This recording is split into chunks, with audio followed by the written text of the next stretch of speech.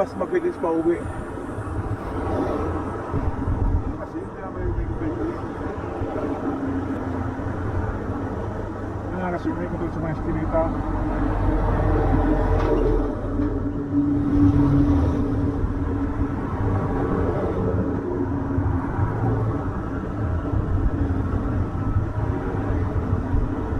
Ganda sa division ako.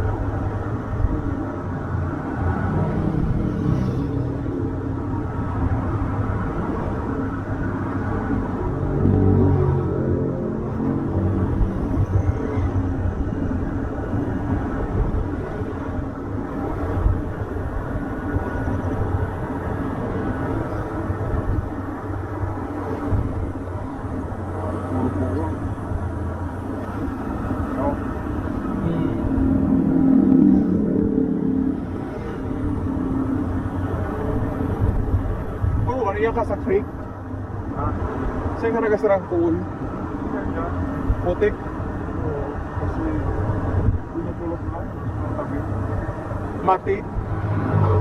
Pinapulot lang sa bukit para hindi kayo din yung pala. Yung pinagimili niya para sa gasaan. Aha. So mga tigbak na kan? Oo. Yan masaratan din yung mga wala.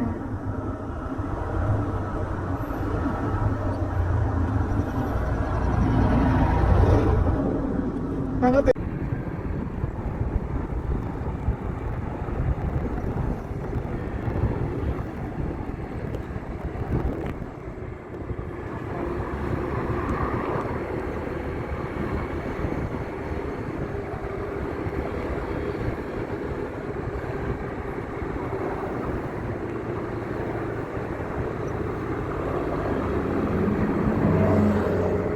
Lukulok ko mas si Marisa.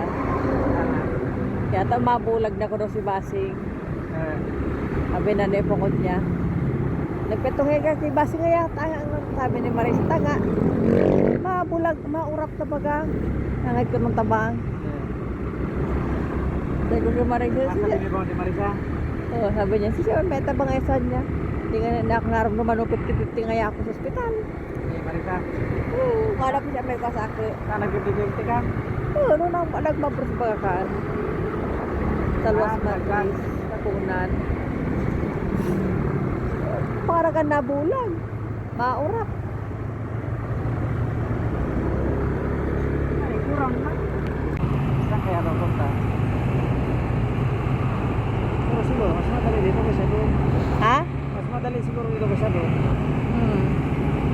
Kasi yung oras natin ngayon, naging 3 hours eh. Oo, nung tayo dumaan, 4 hours eh. Ah, basta pa. Inikot-ikot.